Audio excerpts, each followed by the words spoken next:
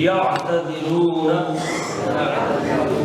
11 یعتذرون الیکم اذا رجعتم الیہم قل لا تعتذروا لن نؤمن لكم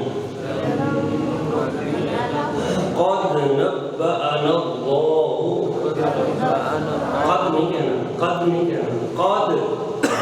قد نبأنا الله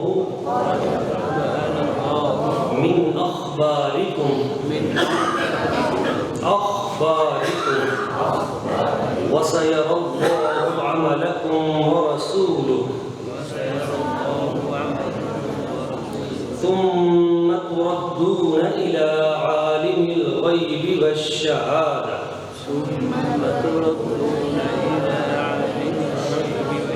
فينبئكم بما كنتم تعملون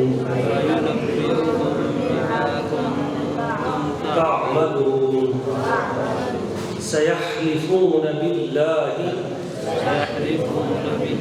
لكم إذا انقلبتم إليهم لتعرضوا عنهم فأعرضوا عنهم إنهم رجس ومأواهم جهنم جزاء بما كانوا يكسبون. اس کا ہم سادہ ترجمہ پڑھتے ہیں. یہ قرآن مجید کا 11واں پارہ ہے اور پہلا رکوع ہے اور سورہ التوبہ ہے. ہم نے کل بھی سورہ التوبہ کے حوالے سے مختصر سی بات کی تھی کہ اس کو التوبہ اس لیے کہا جاتا ہے کہ 3 صحابی رسول تھے جو غزوہ تبوک میں شامل ہونے سے رہ گئے تو ان کی پھر توبہ قبول ہوئی تھی. اس وجہ سے اس کو سورہ توبہ کہا جاتا ہے. اور اس کے شروع میں بسم اللہ شریف پڑھی جاتی ہے یا نہیں پڑھی جاتی؟ کیوں نہیں پڑھی جاتی؟ قرآن کی ہر سورت کے شروع میں بسم اللہ شریف پڑھی جاتی ہے لیکن سورہ التوبہ کے شروع میں بسم اللہ نہیں پڑھی جاتی. کیوں؟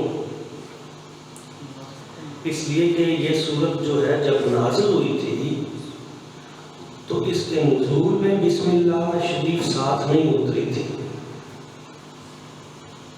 اس میں حکمت کیا ہے؟ اس لیے کہ اس سورت میں وہ آیتیں نازل ہوئی ہیں جن میں کافروں پر اور منافقوں پر بڑے سخت احکام جاری ہوئے. مثلا یہ کہ یا ایھا النبی جاہد الکفار والمنافقین واغلظ علیہم، اے کافر و منافقوں سے جہاد کرو اور ان پہ سختی کرو. اسی طرح اس میں فرمایا گیا کہ ان سے تعلق توڑ لو، ختم کر دو. منافق اور مومن الگ الگ کرنا، تو اس میں فرق واضح کر دیا گیا. اسی طرح فرمایا جو منافقوں نے مسجد بنائی ہے اس کو گرا دو، مسجد زرار والذین اتخذوا مسجدا ضرارا وکفرا وتفریقا بین المؤمنین. یہ مسجد زرار جو ہے مدینہ کے منافقوں نے مدینہ شریف میں ایک مسجد بنا لی تھی اپنی الگ. وہاں پہ وہ خفیہ میٹنگ کرتے تھے کہ ہم نے مسلمانوں کو تباہ کیسے کرنا ہے، اور اپنے اس مکان کا نام مسجد رکھا تھا. اس میں آپس میں مشاورت کرتے تھے اور پھر بندے گھیر گھیر کے مسجد نبوی شریف سے کھینچ کے لاتے تھے کہ تم ادھر آؤ، ادھر کیا کرنے جاتے ہو، تم ادھر بڑی سہولت ہے. آج بھی منافق اسی طرح کرتے ہیں کہ وہ جو بڑے مرکز ہیں ان سے کھینچ کھینچ کر بندے لے کے جاتے ہیں ارد گرد، اور سہولیات کے نام پہ ادھر بڑی سہولت ہے، ادھر یہ ہے، ادھر وہ ہے. تو مسجد نبوی شریف میں حضور کی موجودگی میں ان لوگوں کو شرم نہیں آتی تھی، وہ بندے گھیر کے کھینچ کے لے کے جاتے تھے کہ ادھر آؤ، ادھر جو ہے بڑا دین چل رہا ہے اور بڑی بات ہو رہی ہے نیکی کی۔ لیکن وہاں جا کے کرتے کیا تھے؟ یہ ہے اہم پوائنٹ، تفریقم بین المومنین، مومنوں کے درمیان فرقہ واریت پیدا کرتے تھے۔ ہر وہ مسجد، ہر وہ مرکز، ہر وہ معبد، ہر وہ گھر یا وہ اسکول، وہ کالج، وہ ادارہ، وہ چھاؤنی، وہ انسٹیٹیوٹ جہاں مسلمانوں میں فرقہ واریت سکھائی جائے اور مسلمانوں کو تباہ و برباد کرنے کے منصوبے بنائے جائیں، وہ آج بھی مسجد زرار ہے، اور اس کا خاتمہ حکومت اسلامیہ پر فرض ہے کہ وہ فتنوں کو ختم کرے۔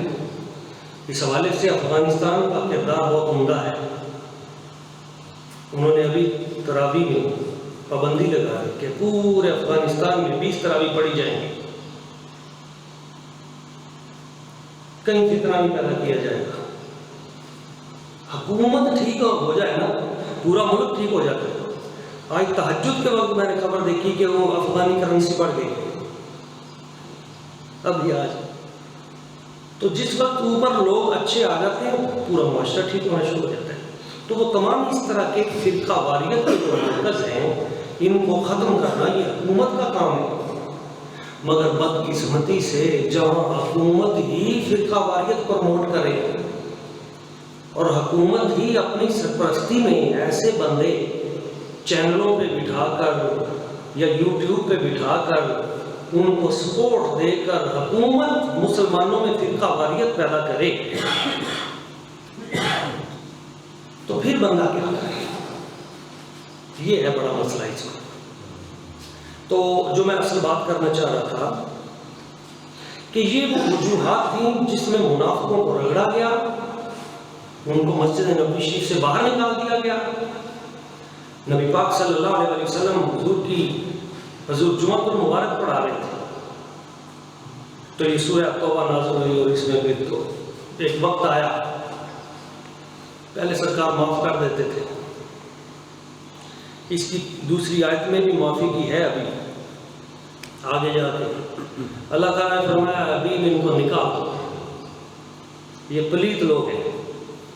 تو سرکار نے فرمایا اخرج یا فلان فإنک منافق، اخرج یا فلان فإنک منافق، اخرج یا فلان فإنک، نکل جا تو بھی منافق ہے، تو بھی منافق ہے۔ کچھ 70-80 بندے اس طرح پکڑ کے نکال دیے گئے، مسجد کو پاک کر دیا گیا۔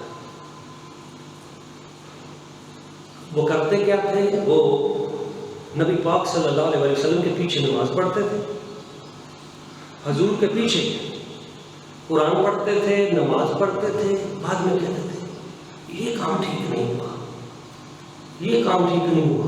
ان کو پوری مسجد نبوی میں کوئی خوبی نظر نہیں آتی تھی، حضور کی امامت و سیادت میں کوئی ان کو خوبی نظر نہیں آتی تھی، ان کو وہاں پر بھی نقص ہی نظر آتا تھا۔ اور آپ کو ایسے بندے ہر مسجد میں مل جائیں گے، ہر بستی میں مل جائیں گے، ان سے پریشان بھی نہیں ہونا چاہیے۔ ان کو چیک کرنے کا سادہ سا طریقہ ہے جو ہر وقت منفی چیزیں بیان کرے کہ یا یہ نہیں ٹھیک، یہ نہیں ٹھیک، اور اس کو وہاں خوبی کوئی نظر ہی نہ آئے، تو آپ سمجھ لیجئے اس کے اندر وہ پرانا درد جاگ رہا ہے اور کوئی بات نہیں ہے۔ ورنہ بھی کوئی خوبی بھی تو ہوگی نا، کوئی نہ کوئی۔ تو جب وہ یہ حرکتیں کرتے تھے تو سرکار نے نام لے کر ایک ایک کر کے نکال دی اور پاک کر دی مسجدوں سے۔ اور جب جہاد کے لیے تیار کیا گیا تو وہ نہیں گئے، باقی سارے گئے، یہاں پہ پھر بانڈ ہو گئے۔ حضور کے جتنے عاشق تھے انہوں نے کہا کوئی بات نہیں، مال نہیں ہے، کوئی بات نہیں، گھوڑا نہیں ہے، کوئی بات نہیں، خوراک نہیں ہے۔ کھجور کی ایک کھجور پہ 3 دن گزارا کرتے تھے، اور جب پانی ختم ہو جاتا تھا اونٹ ذبح کر کے اس کے پیٹ میں جو پانی بچا ہوتا تھا وہ نکال کے پیتے تھے۔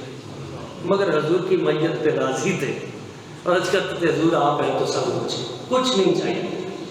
سچے لوگ تھے، مخلص لوگ تھے، مشکل ترین وقت میں ساتھ دیا، یہ صحابہ کی سنت ہے، اور ساتھ چھوڑ جانا یہ منافقین کا طریقہ ہے۔ وہ نہیں گئے۔ اچھا، دو طبقے تھے، بڑی خوبصورت بات ہے، 3 صحابہ کرام بھی نہ جا سکے، لیکن وہ نہ جانے کی وجہ سے روتے تھے، پچھتاتے تھے، معافی مانگتے تھے، اپنے آپ کو باندھ لیا، حضور کی بارگاہ میں پیش کر دیا، توبہ کرتے رہے، اللہ کریم نے معاف فرما دیا۔ مگر وہ جو منافق نہیں گئے تھے، وہ بھی کوئی 80 بندہ تھا، تقریباً 80 بندے، وہ بھی نہیں گئے تھے، لیکن وہ نہ معافی مانگتے تھے، نہ ان کو شرم آتی تھی، وہ آپس میں کہتے تھے مسلمانوں کا صحیح رگڑا نکلے تھے، وہ یہ اتنے مارے جانے نہیں، ملک شام سے وہ شام کا بادشاہ بڑا تھا، انہیں جو کسی نے آنا وہ نہیں واپس، تو وہ آپس میں اس طرح خوش ہوتے تھے، ہنسی مذاق کرتے تھے، کہتے تھے مسلمان تو ایسے ہی ہیں۔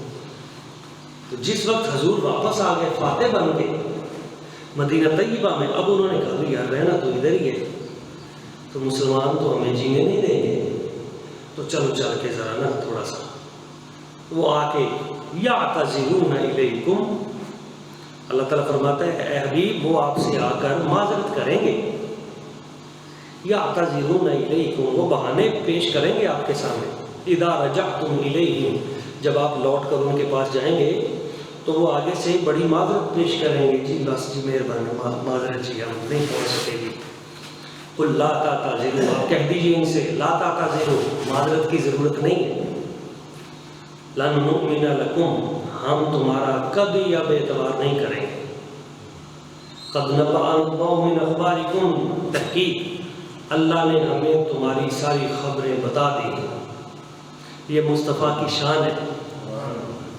اللہ تعالیٰ فرماتا ہے ان کو بتا دو میرے حبیب کہ ہم نے آپ کو سب کچھ بتا دیا ہے، یہ شان مصطفیٰ ہے، اس میں ان قریب اللہ تعالیٰ بھی دیکھے گا، وَسَيَرَ اللَّهُ عَمَلَكُمْ، تمہارا عمل، وَرَسُولُهُ، اور اللہ کا رسول بھی دیکھے گا، اللہ فرماتا ہے حبیب میں بھی دیکھوں گا، تم بھی دیکھو گے، ثُمَّ تُرَدُّونَ إِلَىٰ عَالِمِ الْغَيْبِ وَالشَّهَادَةِ، اور انہیں بتا دو کہ پھر تم لوٹائے جاؤ گے إِلَىٰ عَالِمِ الْغَيْبِ وَالشَّهَادَةِ، جو ہر غیب اور ہر ظاہر بات کو جاننے والا ہے، جو عالم الغیب ہے وہ تمہیں بتا دے گا، یعنی اللہ تعالیٰ۔ عالم الغیب کون ہے؟ اللہ تعالیٰ۔ ایک بات یاد رکھیے گا دوستو، ہم اہل سنہ ہیں اور ہمارا عقیدہ یہ ہے کہ عالم الغیب ذات صرف اللہ کی ہے،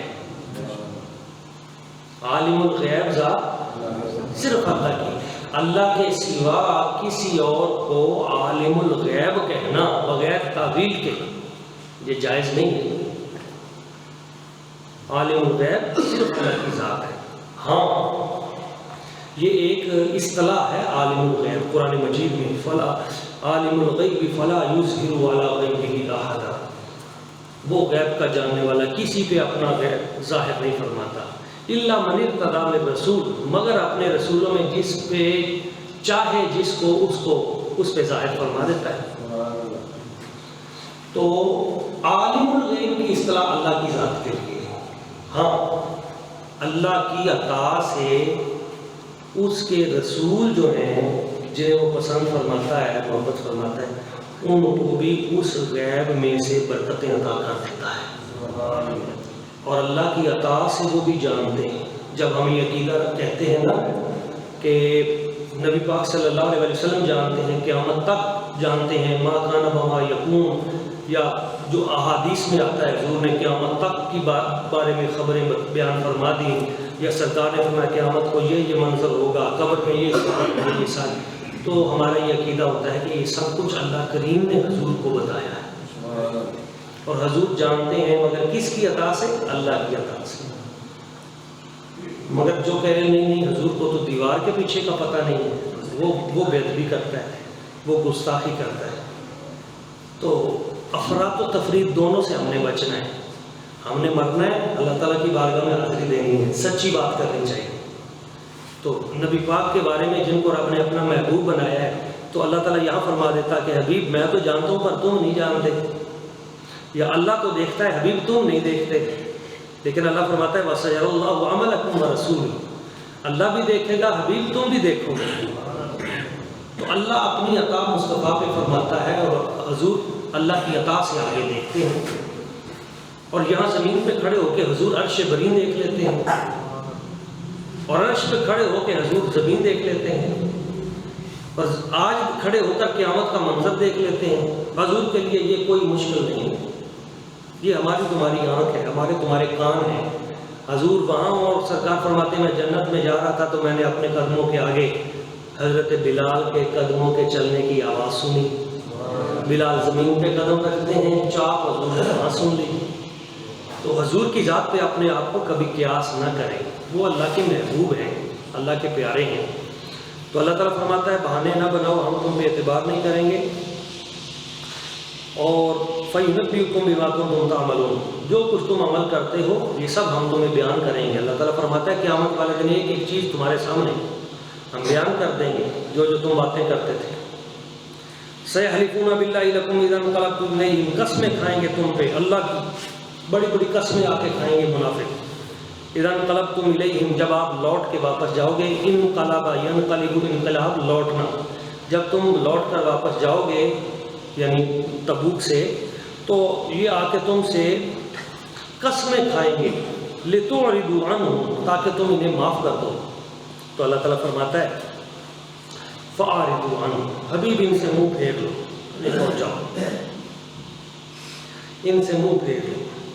تو بعض لوگ ایسے ہوتے ہیں جن سے الجھنے کی بجائے ان سے منہ پھیرنا یہ بہتر ہوتا ہے، یہ بھی حکم ربی ہے، فاعرضوا عنہم، چھوڑو ان کو، انہم رجس، ابھی یہ پلیت لوگ ہیں، رجس پلیتی ناپاکی کو کہتے ہیں، ان کے اندر منافقت کی، بغض کی، آپ کے دین کی جو پلیتی ہے یہ بڑی بری ہے۔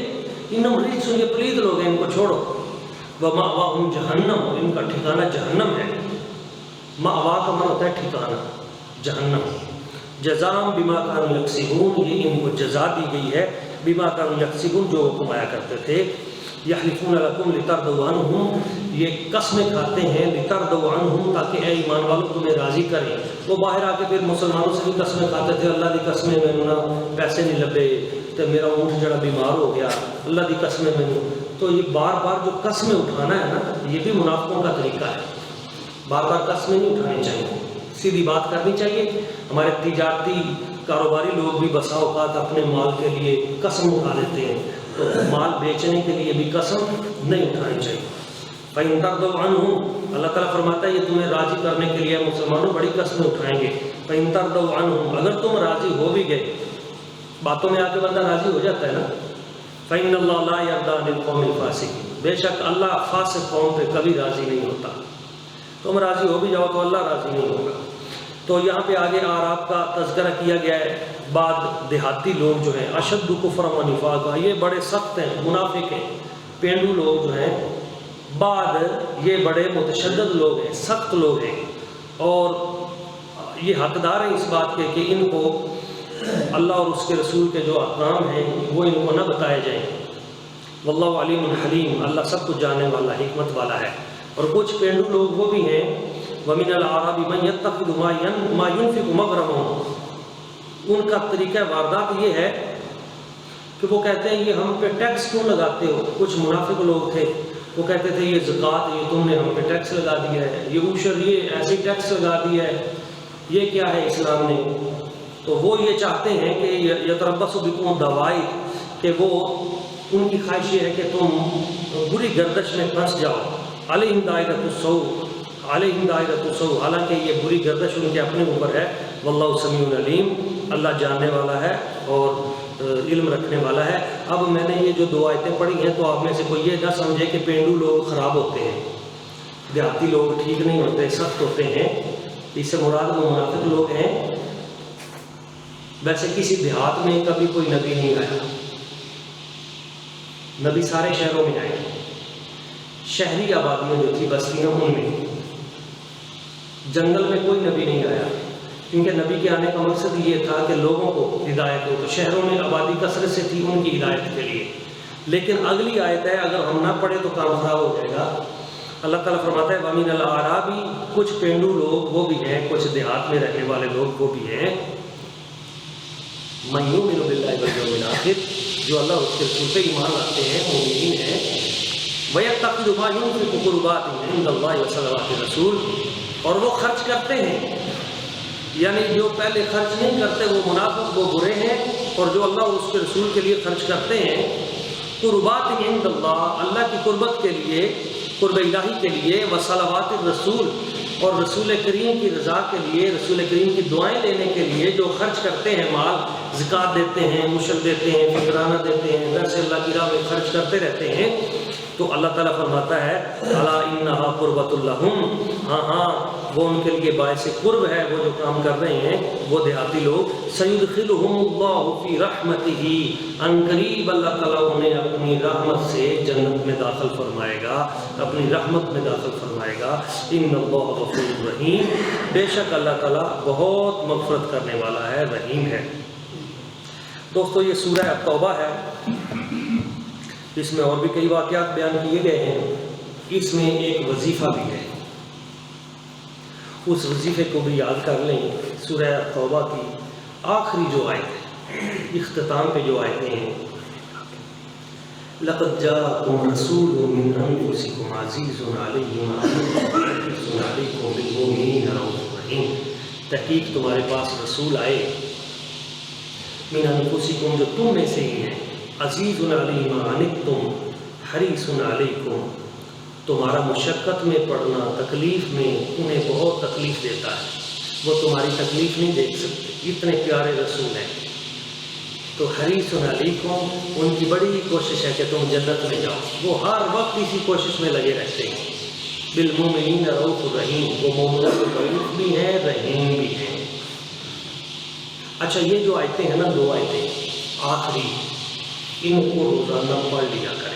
سورہ التوبہ کی آخری دو آیتیں بہت بڑا وظیفہ ہے۔ چلے میں آپ کو اس کا اگلا ایک مرحلہ بھی بتا دوں، جو شخص روزانہ یہ دو آیتیں پڑھ لیتا ہے، اگر صبح اس نے پڑھ لی ہیں تو وہ شام تک نہیں مرے گا، اگر شام کو پڑھ لی ہے تو صبح تک نہیں مرے گا۔ یہ ایسا زبردست وظیفہ ہے، اس میں نبی پاک صلی اللہ علیہ وسلم حضور کے 5 اہم اوصاف بیان کیے گئے۔ ایک بہت بڑی صوفی ہستی تھی حضرت ابو الحسن رحمہ اللہ، تو ان کا یہ معمول تھا، تو وہ یہ ہمیشہ پڑھتے تھے، تو آخری جب دن آئے تو بیمار ہو گئے شدید، تو ایک دن حضرت خضر علیہ السلام آئے، تو انہوں نے کہا بھائی اب وقت آ گیا ہے، تم اب بھی پڑھ رہے ہو، تو ایک دن پھر ان کو بھلا دیا گیا، اس دن ان کو یاد ہی نہ آیا یہ پڑھنا، جب یاد نہ آیا تو اس دن چھٹی۔ تو بہرحال یہ بہت برکت والی آیتیں ہیں، اس کے اور بھی بڑے فوائد ہیں، اس آیت کے ان دو آیتوں کے روحانی فوائد بہت بڑے، سمندر کی طرح جو بیان ہی نہیں کیے جا سکتے، ان کو اپنے اوپر لازمی کر لیں، یہ دو آیتیں ضرور پڑھا کریں۔ اس طرح اس میں آگے سورہ یونس ہے، اس 11ویں پارے میں سورہ یونس میں وہ حضرت یونس علیہ السلام کا واقعہ ہے، مچھلی کا واقعہ ہے، اس کو بھی آپ ضرور پڑھیں، اس میں بھی ہمارے لیے سیکھنے کے بہت سے اسباق موجود ہیں۔ اللہ کریم کی بارگاہ قدس میں دعا ہے جو چند باتیں میں نے پیش کی، ہمیں سمجھنے کی، ان پہ عمل کرنے کی اور آگے پہنچانے کی۔ اللہم صلی علی